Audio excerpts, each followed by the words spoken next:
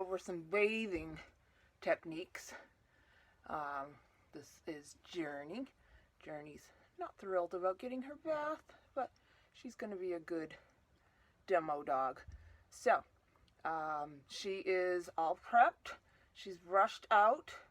Her nails are done, feet, her ears are done. I just have to put her eye drops in. I always like to put some eye drops in case they get any soap in their eyes.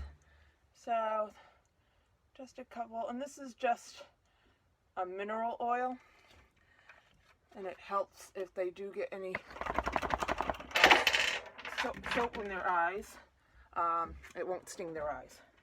So we are ready to go, but I'm going to show you how we're ready. This is my pre-made shampoo. So what that consists of is my pure Castile soap, and then I add my essential oils. We have On Guard, which we all need these days, myrrh, which is a great skin and coat conditioning oil, Roman chamomile, which is another great one for skin and hair, coat, and lavender. Lavender is just great for calm, anxiousness, and great for the skin. So I usually have that all mixed up, ready to go, and I have a little vial with all that in there, just mark skin. So I put my Castile soap in, about 10 drops of the mix of oils, and then top off this with water. This has already been used, so it's diluted, ready to go. And this is ready to go. So how we start with our bath.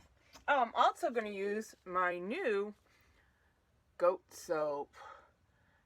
This is from my friend Courtney and her goats. She makes her own soaps with essential oils also. This is called the Black Goat. So this is great for skin. It's a charcoal-based soap with the goat milk and some essential oils. I believe peppermint is in here. So we're going to use that too, just to see how that works on a dog coat, and then we can report back to Courtney. So we start with our water. And you're probably going to see a lot of hair blowing around because I just gave True a bath the other day and she was shedding horrible. And this is my grooming station for the dogs. It's down in my basement. So this is not in my house on purpose, so we don't have any hair all over the place. So I'm just getting the water to a warm temperature. She is tethered to the tub. Makes it easier so she's not hanging her head over here and getting me wet. So that's good. So we're going to start and just hose her down.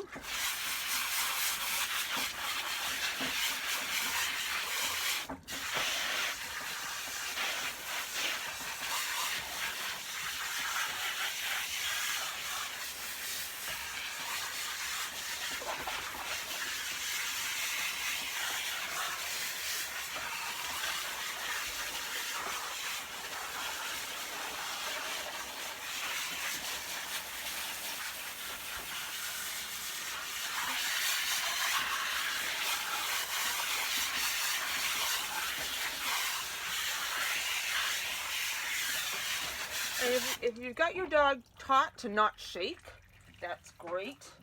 Because if they shake at this point, then you have to start with hosing them all down. So I just start with a good squirt of that shampoo mix all down her back and start shampooing up. A lot of people don't do their dog's heads. I do my dog's heads because that's the part I like to pet. So remember, she's got the eye ointment in her eyes, so if she does get soap in her eyes, it's not going to bother her. She's got her ears stuffed with cotton. I don't know if you can see that. So make sure you do that too, because a lot of dogs are prone to getting ear infections after baths because the water gets down there and gets trapped, especially on these drop dog ears. So stuff it with some cotton. and then you won't have that problem. Just remember to take the cotton out after you're done. So we're just going to shampoo her up really well. Make sure you get all the legs included.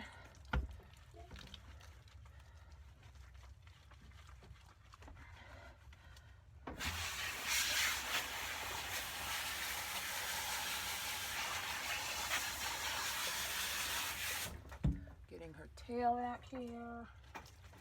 A little shampoo. And then you guys can see how the rinse part goes too. So I'm going to rinse and then shampoo her back up with the goat soap. And I'll let you guys see how that lathers up.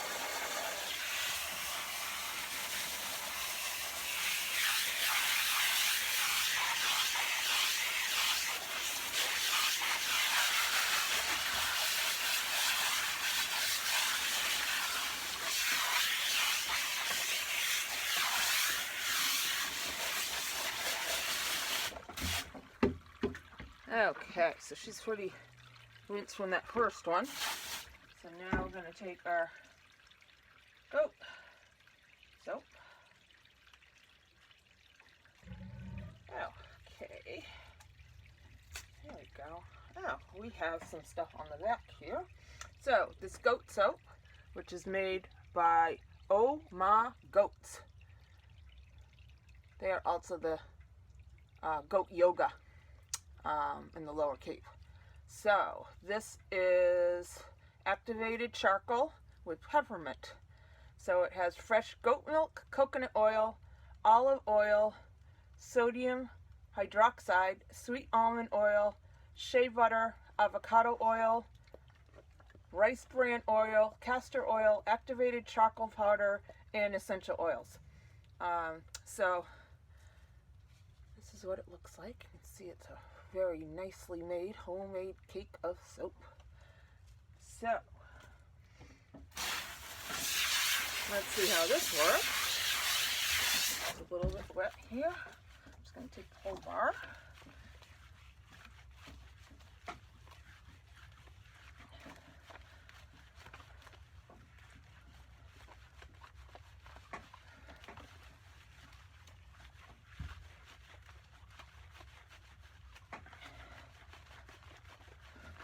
Well, that's lathering up pretty good. Let me back her up here so you can see her. There we go.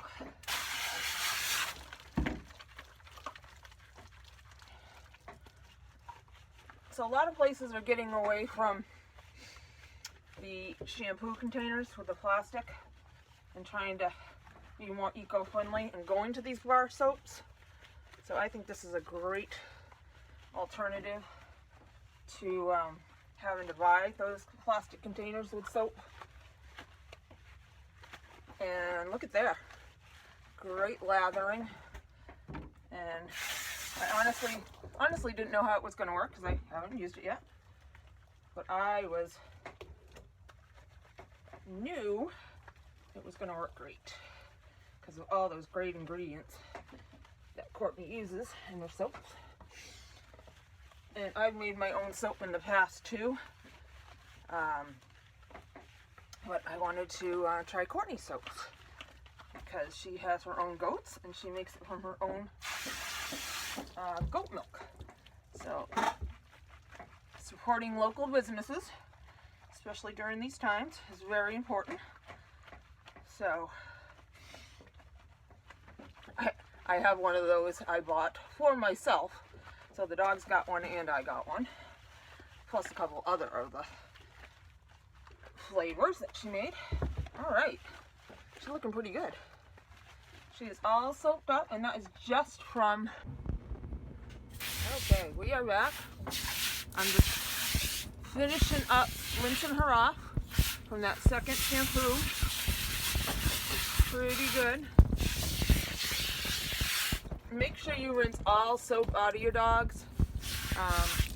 Sometimes people say their dogs itch after a bath and they think it's because of the shampoo that the groomer used or they used. It's really probably not. It's just you probably didn't get the shampoo out. So a little trick I like to do is to run the water across their body, down their sides, and then take your hand cupped and run it underneath their body, in between their legs, in between their front, and bring it up. Make sure there's no soap in there.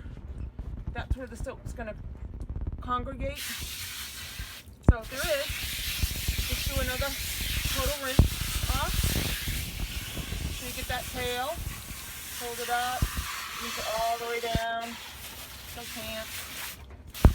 Hopefully you can hear me through all the spraying. And I just like to do a final check. Make sure there's no soap in between those legs, along the chest. You can just kind of squeak. Pretty clean. Alright, so she is bathed. So your dog is a shaker. This is where you would ask them to shake. Let it shake.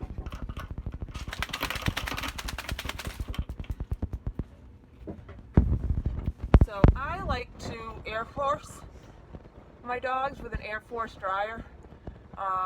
That gets all the water off of them and any other dead coat that didn't come off in their brushing. So I'm going to go ahead and do that with Journey. If you don't have an Air Force dryer, not a big deal. Take your towel and just rough them up really well. Let them sink in between. You can use a hand dryer and dry them and brush them at the same time. That'll get some of the dead coat off. But I'm going to Air Force her, and you will see all the hair that is going to come off of her because we loosened up all the dead coat with the warm bath and the shampooing. So I'm going to go ahead and do that. I'm not going to talk, obviously. And we will catch you on the other side of the Air Force.